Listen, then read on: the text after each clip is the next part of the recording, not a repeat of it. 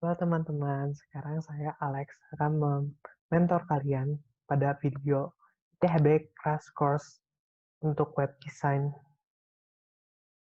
Di video ini, saya akan membahas mengenai 3 materi, angkor, semantik, dan tabel. Yuk langsung aja masuk ke materinya. Angkor atau bisa kita bilang hyperlink, itu gunanya untuk mengkonek atau membuka website yang lain. Di angkor ini saya akan menjelaskan atribut-atribut yang biasa dipakai. Udah gitu, saya akan menjelaskan absolute dan relative path. Dan saya akan menjelaskan bagaimana cara kita nge-style angkor ini. Yuk langsung masuk ke codingan.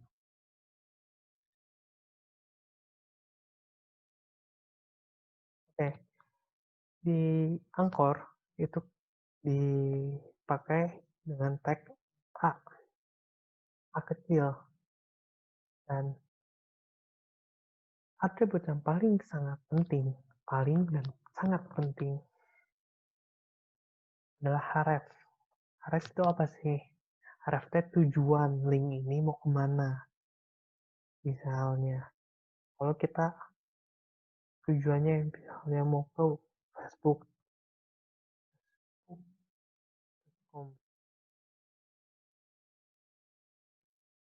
Sebelum itu, di antara tag A ini, kita isi dengan link to Facebook.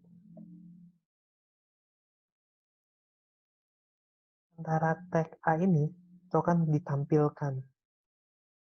Dan tujuannya ke Facebook.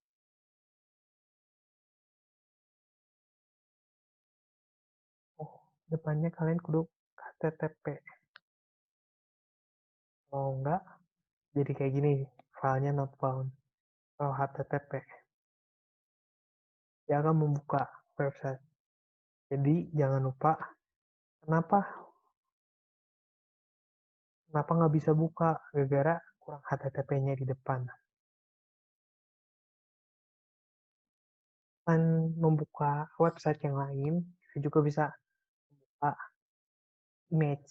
Misalnya kita mau buka image ini. Ada 2 cara. Mau pakai absolute atau relatif. Absolute apa, relatif apa. Absolute itu teh dari disk kalian. Nih, mari kita lihat di file explorer. Kalau absolute itu teh dari dari disk kalian.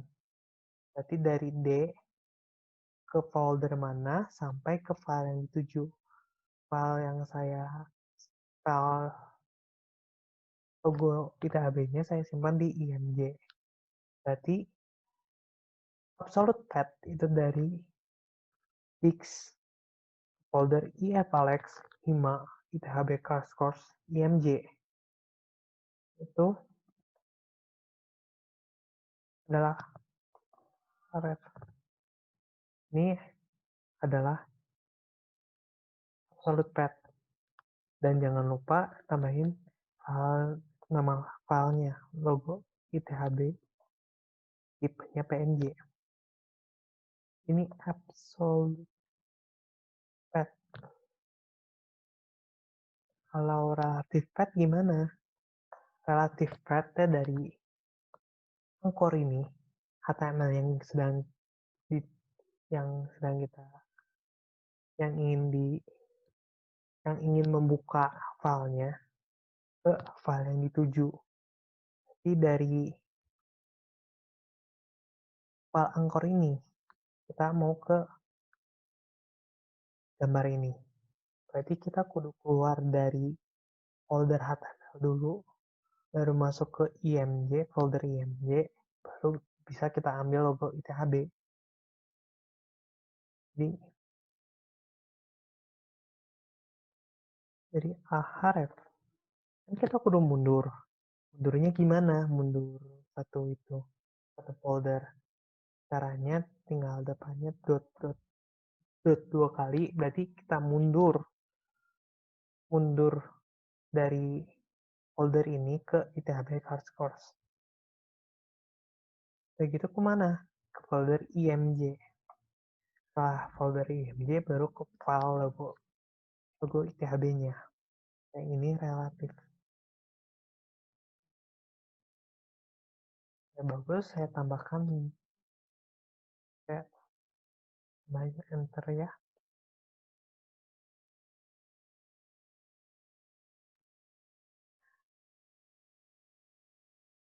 Nah, ini absolute, pakai absolute, dan ini yang pakai relatif. Hasilnya sama, tapi caranya berbeda. Yang satu dari disk, yang satu dari file. File yang ingin menuju ke file yang lain dari HTML-nya. Dan saya prefer sih untuk kalian menggunakan yang relatif. Habisnya, kalau kalian pakai yang absolute dan misalnya kalian bekerja di suatu kelompok, kalian mau pakainya absolute. Nanti kelompok-kelompok yang lain kudu ganti terus absolute path-nya. Tapi kalau kalian pakai relatif, kalian copy satu folder ini, gak bakal error. Jadi lebih mending kalian pakainya relatif path. Kalau bekerja sama, kalau untuk sendiri mah ya gak apa-apa lah, bebas mau relatif atau absolute path. Selain untuk ke website yang lain, ini juga bisa untuk ke atas atau ke bawah. Kan kalian pernah lihat kan, go to the top, go to the bottom. Nah, ini juga pakai ini. Tapi perlu nambahin ID. Misalnya kita mau ke atas, berarti ini ID kita tambahin top. Nah, itu kita enter. Lain enter banyak.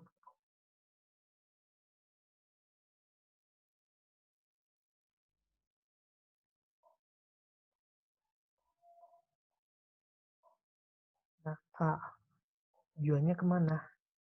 Ke bagian yang punya ID-nya top. Kalian kudu tambahin pagar. Pagar, udah gitu ID yang ingin dituju. ID yang ingin dituju kan ini, yang top. Berarti pagar top.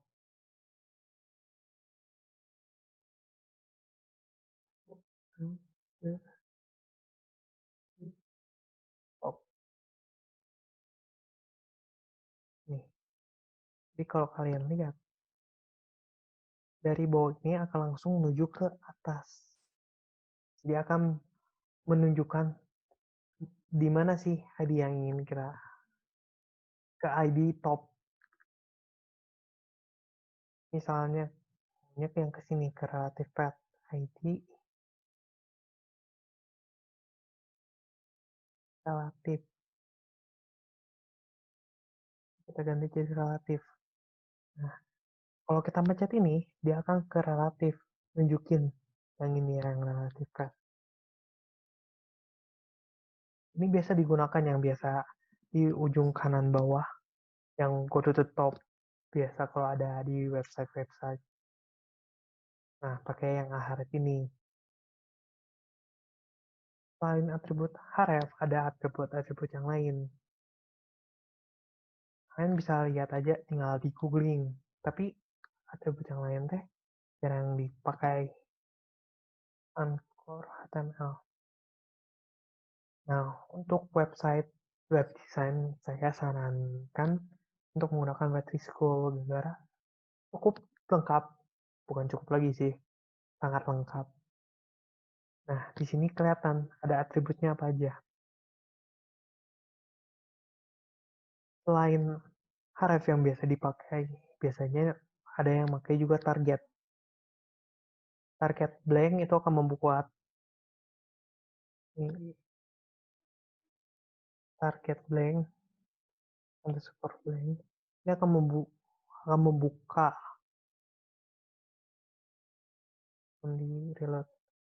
Ini akan membuka tab baru, udah gitu menuju ke Facebook.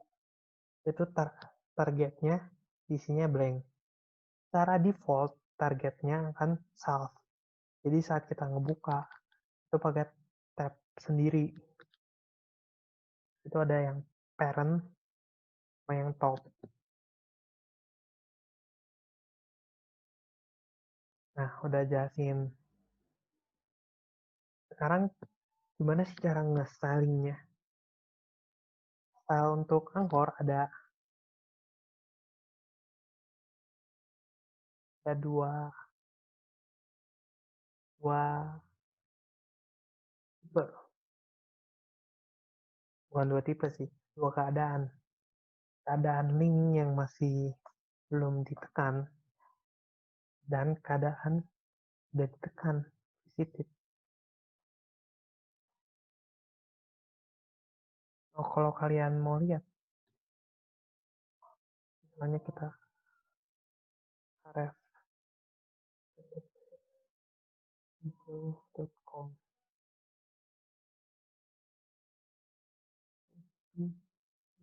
Tuh.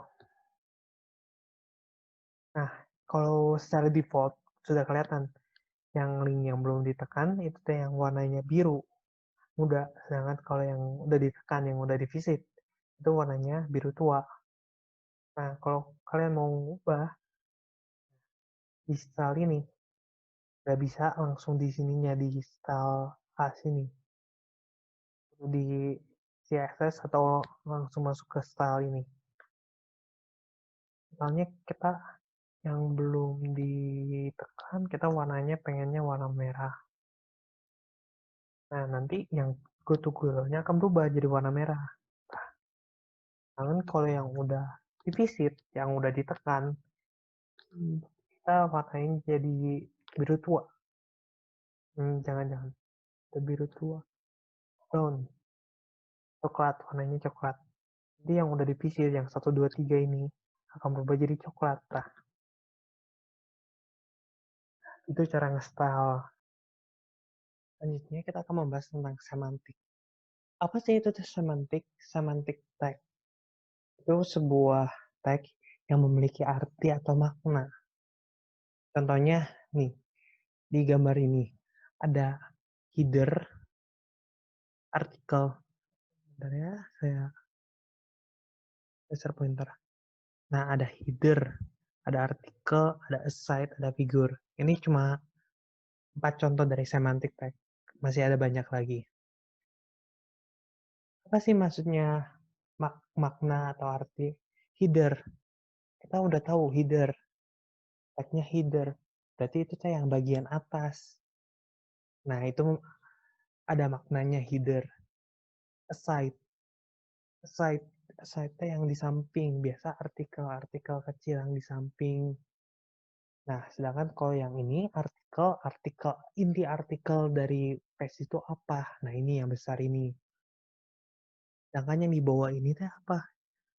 Dikasih tagnya figur. Oh, berarti ini gambar. Gambar. Gambar kecil-kecil ini teh figur. Nah, makanya biasanya kalian lebih mending menggunakan semantic tag supaya yang lain ataupun kamu juga udah bikin udah gitu berapa lama balik lagi ke sini masih tahu, oh ini teh figur, ini artikel, jadi nggak bakal salah. Nah, ada di sini ada codingannya. Kalau kita lihat ini yang bukan semantik, yang pakai div semua.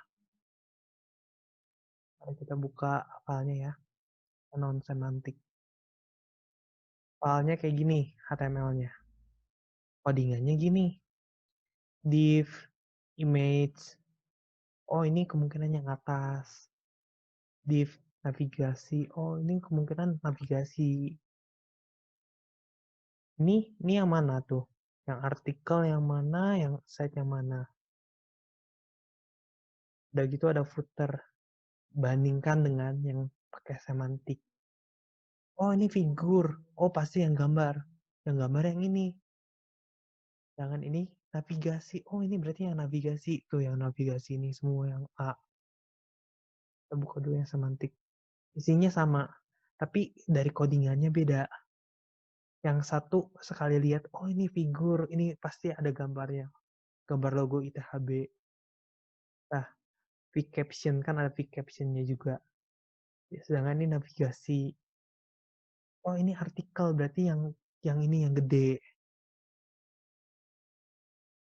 Headernya tah. Header dari artikel. Udah gitu side, oh ini yang samping. Nah, kalau kalian menggunakan yang semantic tag, ini bakal ketahuan langsung. Ini bagian yang mana, ini yang side-nya bagian yang sini. Footer berarti yang paling bawah, yang Bahima. Ada ngaruhnya nggak sih? Kalau yang figur itu ngaruh, yang pakai div biasa sama yang pakai figur, itu kan kelihatan bedanya. Ini yang pakai div biasa, yang ini yang enggak. Yang lainnya tetap kudu pakai style. Jadi kayak div biasa tapi tagnya namanya navigasi. Nav, bukan div kelasnya navigasi kayak gini. Jadi kalian stylenya tetap harus ada, tapi ketahuan gitu. Oh ini teh navigasi artikel. Jadi yang ngebaca codingan kamu, dan kamu, kalau kamu udah berapa lama nggak coding ini, balik lagi, misalnya 1 tahun udah ngerjain ini, udah ngerjain kayak gini, udah bagus, 1 tahunnya lagi mau ngembangin lagi. Nah, kalian pasti masih bisa ngebaca.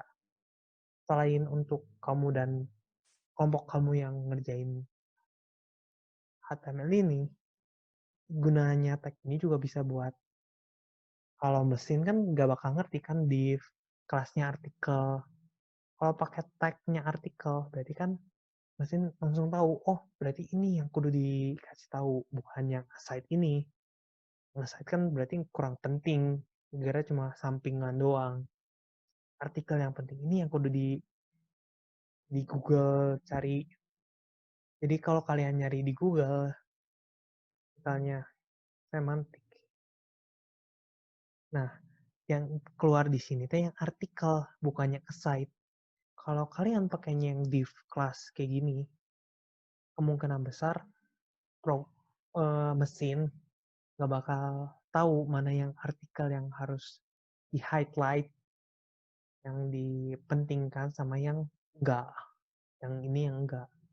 Tapi kalau pakai yang ini, mesin udah tahu, oh artikel, di artikel berarti yang paling penting. Saya emang kurang penting lah ya. Jadi yang keluar di sini tuh yang artikel. Kalau kalian pengen tahu ada semantik apa aja sih, nah ini ada di Wordpress School. Artikel, itu kan kalian udah tahu artikel yang paling besar. Udah gitu site yang di samping biasanya. Detail biasanya itu buat di paling bawah ada penjelasannya. Detail buat detail yang bisa di hide atau bisa di view. Udah gitu ada caption, figur, yang waktu video dulu juga udah dijelasin apa. Ada footer yang paling bawah, bagian bawah. Header bagian atas dari dokumen atau section, dan lain-lainnya. Bisa kalian cari sendiri. Setelah semantik, kita akan membahas mengenai tabel. Ya, pada materi tabel ini saya akan menjelaskan mengenai tag. Tag tabelnya ada apa aja sih? Baik itu span, yang nanti saya akan jelaskan, baik itu styling. Kita mulai encoding aja ya. Untuk tabel, buka HTML-nya dulu ya, biar lebih gampang. Untuk tabel, tag yang paling pertama yang harus kalian buat adalah tentu saja tabel. Setelah tabel, udah gitu ada tag, namanya TR, tabel row. Jadi setelah kita buat tag tabel ini, kita harus membuat row yang biasa satu row itu satu baris. Kayak gitu, lalu kita pilih antara TH atau TD. TH atau TD. Tabel header atau tabel body. Bedanya apa sih? Kalau TH, itu nanti bakal tulisannya lebih tebal. Sedangkan TD tulisannya nggak bakal tebal. Jadi kayak biasa aja, kayak paragraf biasa. Nah, kelihatan kan? Yang ini tebal di bold, sedangkan kalau yang ini tidak. Kita tambahin lagi ya. Ini nama mahasiswa. Begitu, tambah lagi pembimbing.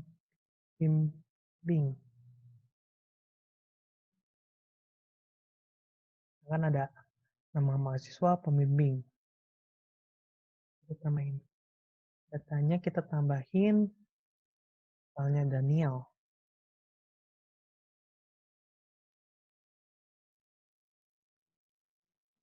Inge.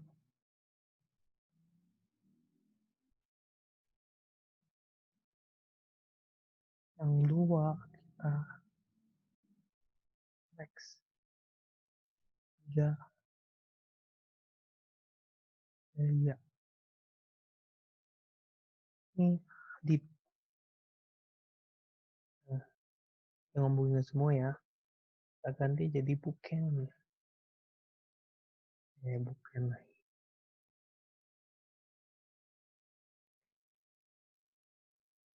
Nah, tapi kalau kayak gini, sayang gitu ya. Kan Bu Inge ada dua ini. Kenapa nggak jadiin satu aja? Nah, itu bisa. Kita pakai yang namanya row span. Row span. Kan ini kan dua, berarti row span-nya dua. Jadi span-nya buat apa sih? Itu teh mengambil. Mending kita lihat sendiri dulu ya. Ini bunyinya kita hapus. Jadi gini. Jadi yang awalnya seharusnya cuma satu di row satu aja, sama row span diambil. Yang bawahnya juga. Row span-nya dua, berarti dia ngambil row satu, row dua.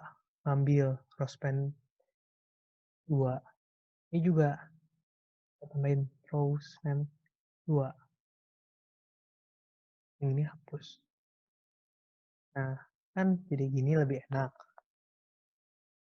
Terus selain row span ada juga yang namanya R. Call span. Call span ngapain? Beda. Sama sih kayak yang row span. Kalau row span kan per row. 1, 2. Kalau call span per kolom. 1, 2, 3. Misalnya 3. Tidak ada mahasiswa lain. Nah, dia akan menggabungkan 4 ini, keempat 3 kolom ini jadiin satu kolom. Misalnya kalau cross span-nya dihapus, call span-nya dihapus. Nah, ini jadi satu kolom aja. Terus makanya ini kita tambahin call span. Nah, kan tag-nya udah dijelasin, kayak gitu span-nya juga udah dijelasin. Sekarang ke style-nya. Ini kan harusnya lebih bagus mah kalau ada border kan. Nah, kita makanya nambahin tabel, TR, TH, dan TD. Kita tambahin border. Border pertama. Besarnya berapa? Besar thickness. Thicknessnya kita tambahin 1 pixel aja. Udah gitu, kamu mau solid atau dot. Jadi garisnya mau solid biasa atau di dot, dikasih dot-dot. Solid aja ya biasa. Udah gitu warnanya mau apa? Black aja. Nah, kalau kamu lihat tuh, solid 1 pixel. Kalau kamu mau lebih tebelin di 10 pixel bisa. Tapi terlalu tebal ya. Jadi lebih idealnya jangan terlalu tebal. Kayak gitu solid. Solid bisa juga dot. Kalau dot tuh di titik-titik bordernya bukan solid biasa. Kayak gitu ini warna. Terus ini kan ada di dalam bordernya kan ada kayak putih-putih. Nah, cara ngilanginnya gimana? Oke, yang namanya border collapse. Di collapse supaya dijadiin satu. Nah, jadi lebih enak kan ngeliatnya. Nah, itu nge-style tabel. Kayak gitu, misalnya nih, kamu pengen ngasih warna ke row yang satu ini, yang paling atas, kamu pengen row-nya dikasih warna merah lah ya, background color-nya. Kamu bisa pakai di ininya ditambahin ID dulu. Row satu, kamu tambahin row satu, row satu. Jangan lupa kalau ID, berarti kamu kudu tambahin pagar. Background color-nya kamu pengen warnanya red. Jadi ininya jadi satu red. Gimana kalau kamu pengennya hmm, yang ganjil warnanya. Yang ganjil tuh yang ini. 1, 3, 5. Yang ganjil kamu pengen warnanya merah. Bisa. Ini di komen dulu ya. Caranya tinggal TR. Titik 2. Yang child. Jadi child yang keberapa? Kan yang odd. Yang ganjil. Berarti kita isinya odd. Background colornya kita pilih red. Nanti yang ganjil sini 1, 2, 1, 3, 5. Warnanya jadi merah. Nah, kayak gitu kamu pengen yang genapnya kamu warnanya biru. Biru muda. Ya tinggal PR and child even genap. Kamu tambahin background colornya aqua. Nanti yang genap semua bakal jadi warna biru backgroundnya.